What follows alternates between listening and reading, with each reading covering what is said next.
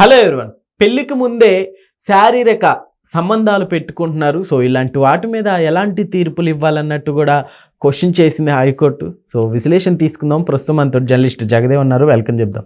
Hello sir. Hi Zakir. Yes sir, ఇప్పుడు court ఇచ్చిన ఈ అనౌన్స్మెంట్ ఎలా చూడొచ్చు? యాక్చువల్గా కోర్టులు ఈ మధ్యకాలంలో ఇస్తున్న తీర్పులు కొన్ని ఆశ్చర్యానికి గురి చేస్తున్నాయి, కొన్ని అవాక్కయ్యేలా ఉంటున్నాయి. అవును, ఇప్పుడు మీరు ఏదైతే మధురైలో జరిగిన మధురై కోర్టు ఏదైతే తీర్పు ఇచ్చిందో దాన్ని మద్రాస్ హైకోర్టు సమ్మతించడము అవన్నీ చూస్తే, అంటే ఒక మహిళ నన్ను కొన్నాళ్ళుగా వాడుకొని పెళ్లి చేసుకుంటా నమ్మించి మోసం చేశాడు అంటే దీని మీద కొన్ని వందల సినిమాలు వచ్చి ఉంటాయి మనకి, తెలుగులో కానీ ఇతర భాషల్లో కూడా. అలాగా మోసం చేసిన వాడికి ఖచ్చితంగా శిక్ష పడేలాగా హీరో ఆమెకి సపోర్ట్గా మాట్లాడటము, లేదా హీరో లాయర్ అయితే లాయర్గా సపోర్ట్గా మాట్లాడము, ఇద్దరికి పెళ్లి చేయడము, ఇలా రకరకాలుగా మనం చాలా సినిమాలు చూసాం. ఈవెన్ కర్తవ్యం అనే అప్పట్లో పెద్ద హిట్, నా చిన్న ఊహ తెలియక వచ్చిన ఒక సినిమా, అది విజయశాంతి గారి సినిమా.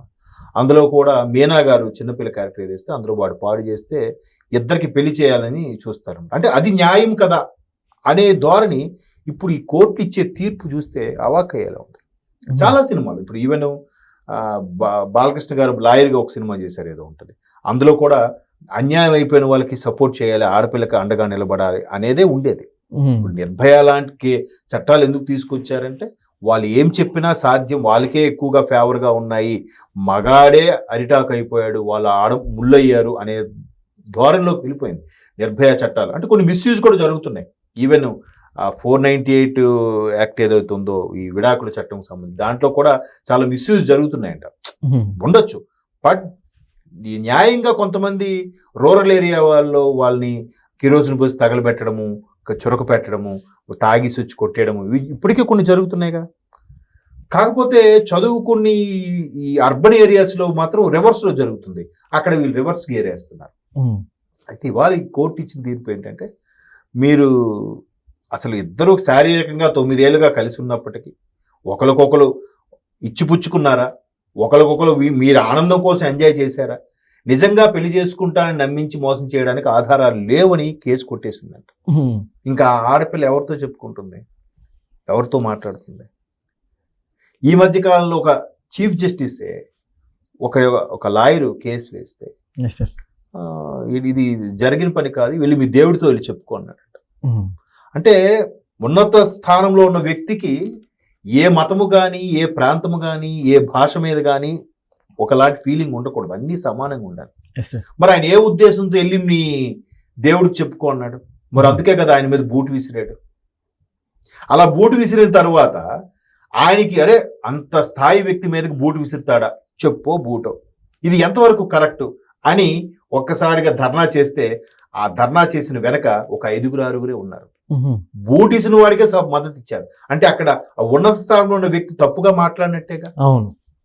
కాకపోతే న్యాయ వ్యవస్థ మీద ఉన్న నమ్మకం సడలిపోతుందేమో, తగ్గిపోతుందన్న భావంతో దాన్ని మీడియా వాళ్ళు కూడా ఎక్కువగా హైప్ చేయలేదు. చేయకపోవడం మంచిదే. సర్వోన్నత న్యాయస్థానం మీద ఒక రకమైన అభిప్రాయం వచ్చేస్తుంది, అది కరెక్ట్ కాదు.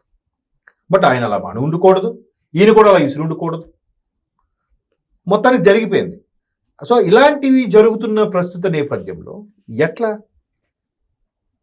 కోర్టుకి జనరల్గా చాలా సినిమాలో చెప్పేది ఏంటంటే చట్టానికి కళ్ళు లేవు అని అంటారు.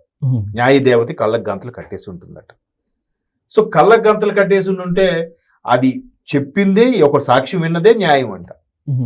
సొంత రిలేషన్ చెప్పుకున్నా కూడా జరగదు. దీని మీద ఒక ఫేమస్ సినిమా కూడా ఉంది హిందీలో, బాలీవుడ్లో super hit cinema, Amitabh Bachchan గారి సినిమా, పేరు గుర్తు రావట్లేదు కానీ అందులో ఒక వ్యక్తిని మర్డర్ చేసేసారన్నట్టుగా ఈయన ఏదో ఆఫీసర్గా ఏదో ఉంటాడు, పోలీస్ ఆఫీసర్ సంథింగ్, ఈయన సస్పెండ్ చేస్తారు, నీ జీవితం సంకనాగిపోతుంది. సరిగ్గా 10 ఏళ్ళ తర్వాత ఇప్పుడు ఆ వ్యక్తిని కోర్టు ప్రాంగణంలోనే మర్డర్ చేస్తాడు ఈయన అమితాబ్ బచ్చన్. అంటే నాకు కరెక్ట్గా గుర్తులేదు. అయితే ఆ మర్డర్ చేసేటప్పుడు ఏంటిది మా కళ్ళెదుట మర్డర్ చేసే వీడిని ఉరిశిక్ష ఏంటంటే, వీడు 10 ఏళ్ళ కిందటే చనిపోయాడు సార్, వీడు ఇప్పుడు నేను చంపడం ఏంటి అంటాడు. అంటే వాడిని చంపినట్టుగా వీడిని తప్పుడు సాక్ష్యాలు చూపించి వీడిని అరెస్ట్ చేయించి జైలు శిక్ష అనిపించేలా చేశారు ఇక్కడ హీరోని. సో మరి చనిపోయాడు కదా, మళ్ళీ ఎలా బతికొచ్చాడు? అందుకు నేను చచ్చిపోయాను మళ్ళీ నేను చంపడం ఏంటి సార్ అని అంటాడు. ఇట్లా అంటే ఇవన్నీ కోర్టుల్లో జరిగిన కొన్ని రకాల ఎత్తి చూపలేని తప్పుల్ని ఈ విధంగా సినిమా దర్శకులు కొన్ని వాళ్ళు చాకచక్యంగా చేశారు. అలాగే తెలుగులో కూడా ఒక సినిమా ఉంటుంది వెంకటేష్ గారిది, శత్రువు ఏదో సినిమా. అందులో కూడా బిల్డింగ్ కూలిపోయి ఎంతో మంది చనిపోతారు, నాసిరకం బిల్డింగ్ అని. దాన్ని వాళ్ళు కామప్ చేయాలని చూస్తారు. కామప్ చేయాలని చూస్తే ఏం చేస్తాడంటే, సార్ అక్కడ బిల్డింగ్ లేదని చెప్తాడు ఈయన. బిల్డింగ్ కట్టకుండా డబ్బులు తినేస్తారు. డబ్బులు తినేస్తే అప్పుడు వెంకటేష్ గారు కేసు ఏమేస్తారంటే, సార్ ఆ బిల్డింగ్ కూలిపోయింది, బిల్డింగ్ లో అనాథ బాలలు ఉన్నారు, సుమారుగా ఒక 18 మంది చనిపోయారని పెడతాడు. 18 మంది 20 మంది సంథింగ్. అంటే అది ఎలాగో కూలిపోయింది, వెంటనే కేసు ఆ పోలీసులకి ఎంక్వైరీకి అప్ చెప్పండి. లేదు సార్ అక్కడ ఎవరు చావలేదు, మరి బిల్డింగ్ ఏమైంది? ఆ బిల్డింగ్ కూలిపోయింది సార్. కూలిపోయిందంటే బిల్డింగ్ ఉన్నట్టే కదా. వాస్తవానికి వస్తే అసలు ఈ కాంట్రాక్టర్ డబ్బులు తినేస్తాడు తప్ప బిల్డింగ్ కట్టాడు. అప్పుడు ఆవేశంలో బయటకి ఏం కక్కుతాడంటే, అసలు నేను బిల్డింగ్ కట్టలేదు, ఎలా కూలిపోతుందబ్బా అంటాడు. అప్పుడు సార్ ఇది జడ్జి గారు ఇది విషయం అండి, ఈయన కాంట్రాక్టర్ డబ్బు తినేశాడు కానీ బిల్డింగ్ కట్టలేదు, ఇక్కడ అధికారులు అందరూ కుమ్మక్కయ్యారని ప్రూవ్ చేస్తాడు. సో అలాగా ఇట్లాంటి కొన్ని లూప్ హోల్స్ పట్టుకొని కోర్టుని ఆడించే వాళ్ళు కూడా ఉన్నారు. ఇప్పుడు ఇట్లాంటి వార్తలు ఇవ్వడం వల్ల ఏంటి, ఇప్పుడు గత ఒక వ్యక్తి 12 ఏళ్ళుగా 13 ఏళ్ళుగా బెయిల్ మీద ఉండడం ఏంటండి? చూడండి, ఆ వ్యక్తి ఒక రాష్ట్రానికి ముఖ్యమంత్రి అయిపోయాడు, రాష్ట్రాన్ని అధోగతి పాలు పట్టించేశాడు, అన్నీ జరిగిపోయాయి కదా. అన్ని కేసులుండి 12 ఏళ్ళు బెయిల్ మీద ఉన్న వ్యక్తి మనల్ని పరిపాలించడం ఏంటండి? అల్టిమేట్గా మళ్ళీ తప్పు ప్రజలదే అనిపిస్తూ ఉంటుంది నాకు. అన్ని కేసులు ఉన్నవాడిని గెలిపించుకోవడం ఏంటి? అన్ని అరాచకాలు చేసే వ్యక్తిని గెలిపించుకోవడం ఏంటి?